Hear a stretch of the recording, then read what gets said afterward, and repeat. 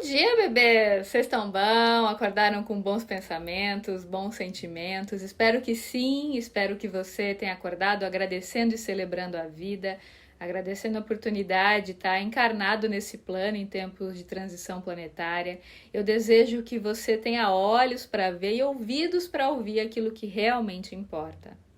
Gente, hoje eu quero falar de uma questão que eu recebo com frequência nas minhas redes sociais, que é a questão de pessoas perguntando sobre como manter determinados comportamentos, né? Eu recebo muitos relatos de pessoas falando assim: ah, eu começo a meditar, não dou continuidade, começo a atividade física, não dou continuidade, começo terapia, não dou continuidade, começo a ler um livro, não dou continuidade, né? São pessoas muito começativas, que têm muita energia, muita criatividade, querem fazer coisas, aprender, mas que acabam se desestimulando ao longo do percurso, não conseguem manter o comportamento a longo prazo, se empolgam, mas depois se desempolgam facilmente. E, gente, esse é um dos males, né, da nossa era, porque é muito difícil hoje em dia a gente escolher o que fazer, porque a gente nunca teve tanta opção. É muita alternativa, né? Você entra, sei lá, no supermercado, tem muita opção. Você quer fazer um curso, tem muita opção, né? Tem muita opção de coisa para você aprender, tem muita opção de coisa para você saber, para você estudar, para você se relacionar. Tem opção de tudo, em todas as áreas tem muita opção. E o excesso de opções, por incrível que pareça, acaba sendo muito cansativo para o nosso cérebro, né? O nosso cérebro, quanto menos opção ele tem, melhor. Porque se ele tem muita coisa para pensar e muita coisa para escolher, muitas vezes a gente acaba ficando indeciso, não faz nada, ou começa uma coisa, não consegue se entregar totalmente para aquela coisa, porque já fica pensando como seria se estivesse fazendo outra. Então a gente não fica no presente porque fica pensando nas múltiplas possibilidades. Quem nunca, né? Às vezes é até bom, né, quando você tá de férias ou quando você tá no final de semana na sua casa, que você quer descansar ou você precisa descansar. Se naquele final de semana chove, você acaba tendo menos opção de coisa para fazer. Isso, por incrível que pareça, acaba sendo relaxante, porque se tivesse um dia maravilhoso lá fora, um dia de sol, seus amigos estão saindo ou estão te chamando para sair, a chance de você querer ir também é muito maior. Mas se tá chovendo ou se ninguém te chama, né, aí você tem menos opção, menos possibilidade. Isso te ajuda a relaxar de alguma forma. Quando você tem muita opção, a tendência é que você fique confuso, não saiba o que escolher, escolha uma coisa, se arrependa, depois queira outra. Tem um lado bom de ter muita opção, mas o lado ruim é que você acaba ficando estressado e muitas vezes acaba não concluindo nada na sua vida ou quase nada, né?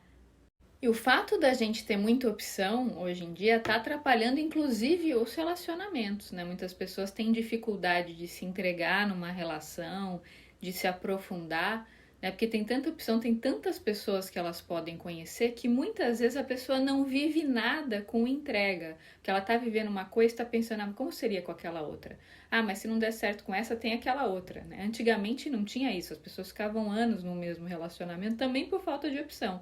Só que isso, de certa forma, fazia com que a pessoa se entregasse ali de algum modo, porque ela não tinha outra alternativa muitas vezes, ou tinha poucas alternativas, porque as alternativas de relacionamento eram com as pessoas do dia a dia, do entorno dela, não tinha tanta gente para ela conhecer. E o fato de ter tanta opção assim, muitas vezes acaba dificultando a entrega das pessoas nos vínculos afetivos. Agora, por outro lado, a meu ver, tem o lado bom da pessoa que vive muitas coisas, muitas possibilidades, muitas opções, muitas viagens ou muitas relações, muitos cursos, muitos livros, porque a pessoa, quando ela experimenta várias possibilidades, tem uma hora que ela fica cansada, porque ela percebe que essas várias possibilidades são ilusórias. E aí eu lembro, né, daquele livro do Osho que eu já recomendei para vocês, O Barco Vazio. Nesse livro ele fala muito sobre isso, né? Que muitas vezes a gente tem que passar boa parte da vida buscando, buscando, buscando, até descobrir que não é buscando que a gente vai achar algo, e sim reconhecendo o que já está dentro. Olha a pegadinha do universo, né? Agora, o que eu acho interessante que muitas vezes acontece com essas pessoas muito ansiosas, né, que querem experimentar tudo, que estão vivendo uma coisa já pensando na outra, estão almoçando já pensando na janta, sabe? Aquela pessoa está sempre com a cabeça no futuro e não se entrega para o presente. E, em geral, chega uma hora com a maturidade que essa pessoa cansa, que ela vê que não é por aí. Ela precisa buscar, buscar, buscar, experimentar, experimentar, experimentar, até perceber que essa excitação efêmera era transitória, que de fato a faz feliz não é a variedade, as inúmeras opções, mas sim a capacidade de entrega, a capacidade de viver o presente. Então, muitas vezes ela precisou passar pela busca para reconhecer o que tinha dentro, entende? Sei que essas coisas que eu tô falando, elas são mais filosóficas, né? Mas na prática, como é que a gente pode manter um comportamento, criar um hábito, por exemplo? Eu já vi alguns neurocientistas, né, dando uma sugestão bastante interessante, que é assim, para a gente manter um comportamento, a gente precisa observar o que a gente está ganhando com ele, senão a gente não vai mantê-lo a longo prazo. Se você pensa assim, vou meditar agora porque na próxima vida eu vou ter um benefício, o cérebro não entende coisas tão distantes. Então é importante que no final do dia, por exemplo, se você incluiu uma atividade física na sua rotina, você quer incluir, né? Você fez atividade física hoje. No final do dia, é importante que você observe os benefícios que ela te trouxe, porque quando você olha, quando você observa o que você ganhou com aquilo, você tende a manter o comportamento, percebe? Então, por exemplo, vamos dizer que você queira inserir na sua rotina o hábito de dormir mais cedo, mas você não consegue. Se você pratica isso um dia, tipo, você diminui as luzes da sua casa 2 horas antes de dormir, você para 2 horas antes de dormir de ficar olhando TV, olhando o celular, você vai ler um livro, você toma um chazinho, você vai se preparando para dormir, você medita, você faz uma oração. No dia seguinte, você acorda super bem, super disposto, com o cérebro concentrado, com vitalidade, com vontade de viver, porque quando a gente dorme bem, a nossa percepção da realidade muda completamente. Se você é capaz de observar o que você ganhou ao dormir mais cedo, a tendência é que você mantenha esse comportamento, percebe? Então, além de você observar o que você está ganhando com aquele comportamento, o que ele está fazendo na sua vida dia a dia, é um dia de cada vez. Nada de ficar pensando assim, daqui um mês. Você pode até olhar para essa meta a longo prazo, mas o ideal é que você seja capaz de observar as pequenas evoluções diárias e os pequenos benefícios diários. Isso vai te incentivar a manter o comportamento. Agora, por mais focado que você esteja, é importante que você saiba que vai haver alguns momentos que você vai querer desistir, que você vai estar desanimado, que você vai falar, que saco, hoje eu não quero fazer atividade física, eu vou ter que meditar. Muitas vezes isso vai acontecer ao longo desse processo, mas quando isso acontece, o que é bacana de você fazer para você incentivar, se auto-incentivar a manter o comportamento? É levantar e fazer, é dar o primeiro passo, isso faz toda a diferença. Eu vejo com a meditação, por exemplo, né? Tem muita gente que fala, é muito difícil meditar, eu não consigo, a pessoa desiste, a pessoa nem tenta. Aí eu me lembro de uma frase do Ali Cravo que eu adoro, que ele fala assim: a gente só faz bem aquilo que a gente faz muito. Então, gente, tudo na vida é treino, é persistência, é disciplina, né? As coisas não se constroem de um dia para a noite. Eu sei que a gente vive numa sociedade imediatista que busca prazer imediato, recompensa imediata o tempo todo. Então, quando a gente pensa a longo prazo, parece que tudo é muito lento, é muito difícil. Mas para a gente se habituar com a meditação é um processo. Eu sempre falo, você tem dificuldade de parar e meditar, faz uma atividade física antes, faz uma dança, né? Faz, sei lá, uma corrida, uma musculação, isso ajuda a silenciar o ego para depois disso você parar e meditar. Tem gente que me escreve e fala assim: você fala tão bem em vídeo, eu queria falar como você, mas eu tenho muita vergonha. Gente, eu faço gravação de vídeo, sei lá, pelo menos uns 10 anos. Se você pegar os meus primeiros vídeos, eu parecia um bicho do mato.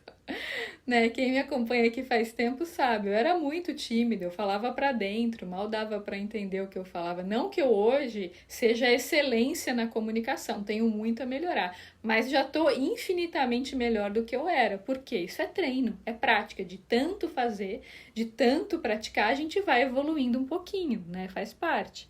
E é fato, gente, que quando a gente tem o reforço positivo de outras pessoas, a gente tende a manter mais facilmente o comportamento. Então, se eu faço um vídeo, por exemplo, e muita gente gosta, muita gente se beneficia, muita gente elogia, eu falo, poxa, as pessoas gostam desse conteúdo.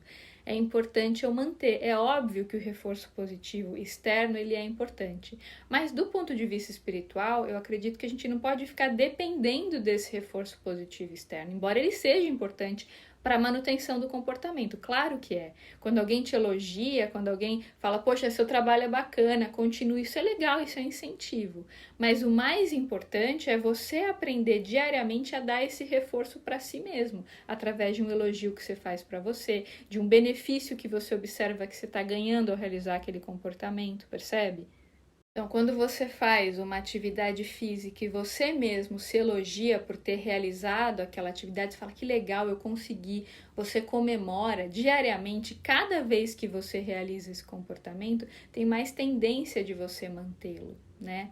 E aí vai haver momentos, como eu falei anteriormente, todo mundo sabe disso, gente, todo mundo já passou por isso, que você vai desanimar, que você não vai querer fazer, que você vai pôr desculpa nas coisas externas, tá chovendo, ai tá frio, tá nevando, cada hora você vai inventar uma desculpa para não realizar, quando você tá desmotivado, né?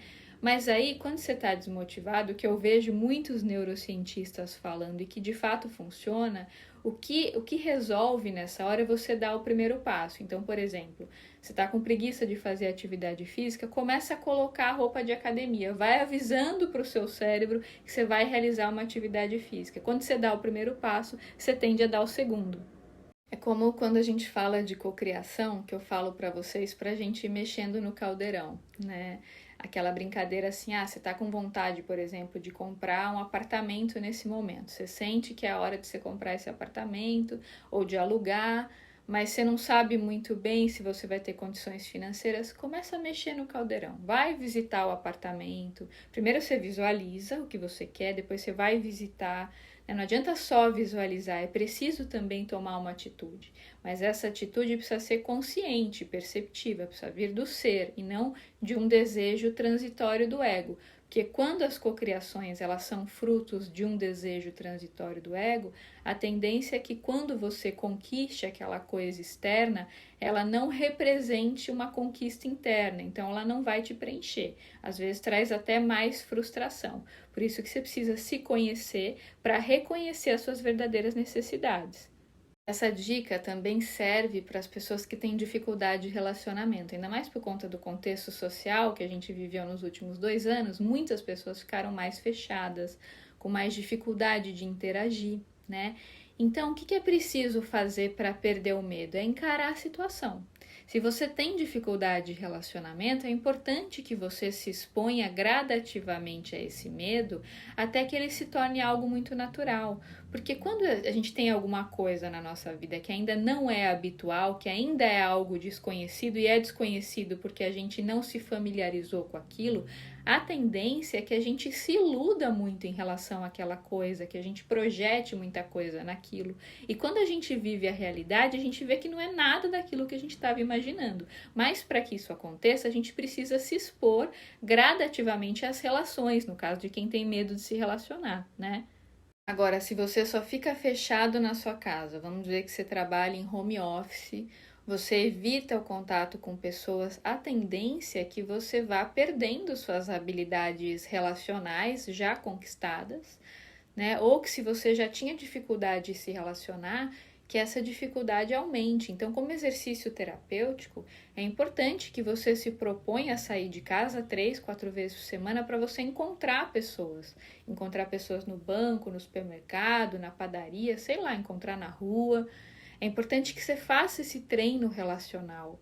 Senão, você vai ficando cada vez mais fechado, e aí quando você tentar mudar o comportamento, vai ficar mais difícil, porque quanto mais tempo a gente mantém um comportamento, mais ele tende a se cristalizar, e mais difícil fica mudá-lo, né? Mas sempre é possível mudá-lo, mas fica mais difícil quando a gente o mantém por mais tempo. E claro, gente, do ponto de vista espiritual, esse é um canal espiritualista, né? Então, assim, você tende a manter por mais tempo um determinado comportamento que te faz bem quando você pratica diariamente oração e meditação. Porque as orações, elas vão criando formas, pensamento no seu entorno que vão te ajudando na manutenção de hábitos bons, porque é muito comum, ainda mais em processo terapêutico. Quem faz terapia há muito tempo sabe disso. Tem momentos que surge uma resistência. Essa resistência, ela também pode ser fruto de auto-boicote por obsessão espiritual. Quando você faz orações, né, diariamente, tem menos tendência de você sucumbir, de você ficar tão desmotivado, de você ficar se auto-boicotando. Bom, gente, então eu vou ficando por aqui. Espero que vocês tenham gostado desse conteúdo. Espero que tenha sido útil para a maioria de vocês. E eu desejo uma semana muito abençoada para todos, com muito amor, com muita leveza e principalmente com muita alegria.